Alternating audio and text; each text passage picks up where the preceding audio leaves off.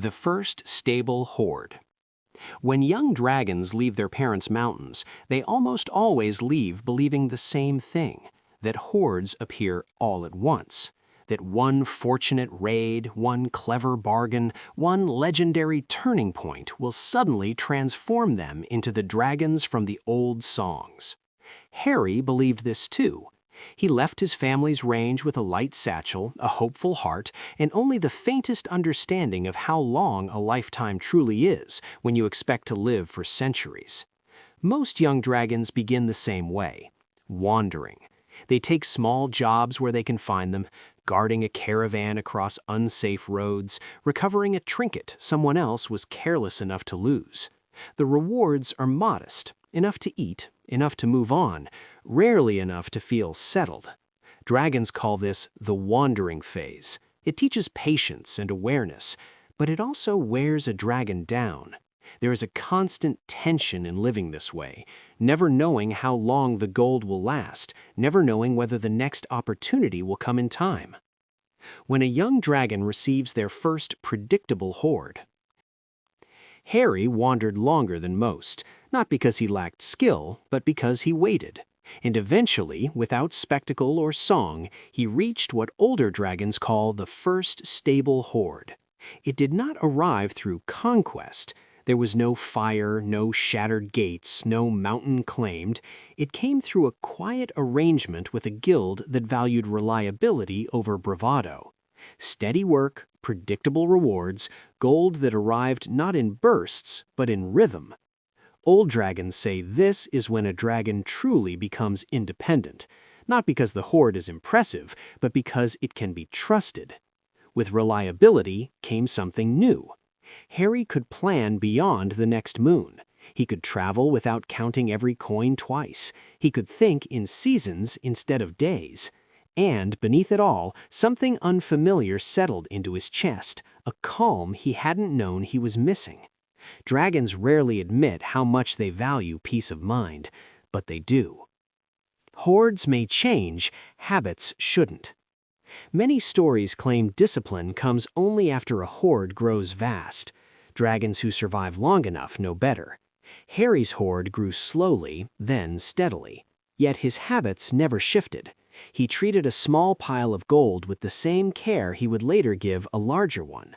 He did not wait to feel wealthy before acting wisely. Older dragons noticed this. They had seen too many young ones delay good judgment until later, only to lose everything when later finally arrived. Among dragons, there is an old saying, "A hoard does not make a dragon careful. A careful dragon makes a hoard." Harry learned this without ever being formally taught. Despite what humans imagine, dragons do not heap all their treasure into a single glittering mound. That is how hoards vanish, stolen, squandered, or quietly burned through. Wise dragons divide. Harry arranged his cave floor into distinct sections, each serving a purpose every dragon understands instinctively. A dragon's first law: guard the hoard before growing it. The protection pile. Some gold must never be touched lightly. This portion was set aside for long life, for healing, for obligations to the realm, for futures that could not yet be seen. Dragons expect to live a long time. Planning only for today would be short-sighted. This pile was quiet, uncelebrated, and essential. The growth pile. Another portion was allowed to rest where it could multiply on its own. Harry favored forces that moved slowly and steadily, ancient, reliable systems that grew like mountains beneath the earth. He did not watch this pile closely. Dragons who stare too often at growing gold tend to interfere, and interference is how growth is interrupted. The stability pile. Every cave has its costs: heat, repairs, wards, the quiet expenses of simply existing safely. Harry accounted for these first. Dragons who neglect this pile often find themselves forced to abandon caves they once thought permanent. The shield pile. Old dragons speak plainly about disaster. It does not announce itself. It arrives uninvited, through injury, loss, failed ventures, or sudden shifts in the world. Harry set aside gold regularly for troubles that had not yet appeared. Protection, dragons know, is boring, and that is precisely why it works. A dragon without a shield is not brave. It's just a lizard with anxiety. The living flame pile. This was the pile most young dragons mishandled. Harry did not. He allowed himself enjoyment, travel, feasts, small luxuries, time with others. But he contained it. Dragons do not remove joy from their lives, they learn to prevent it from becoming a wildfire.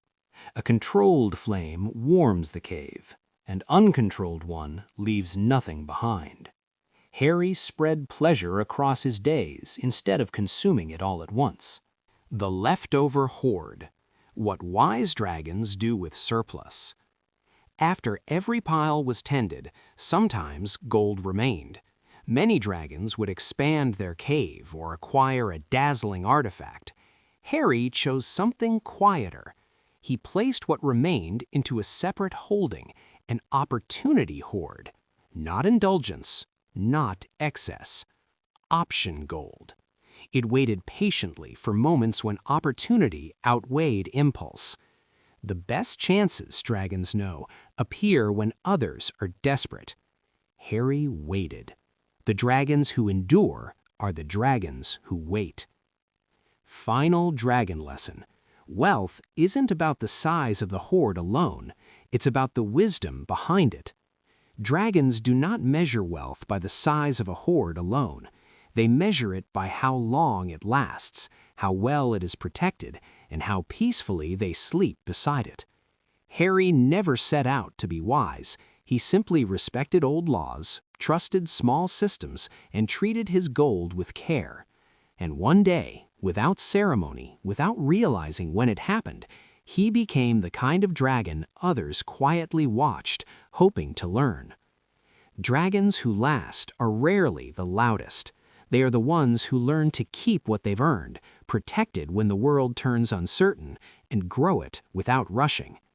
If you want to learn more about how to do that, how to protect what you've built, prepare for the unexpected, and make wiser choices with what you have, you can follow, comment, and subscribe.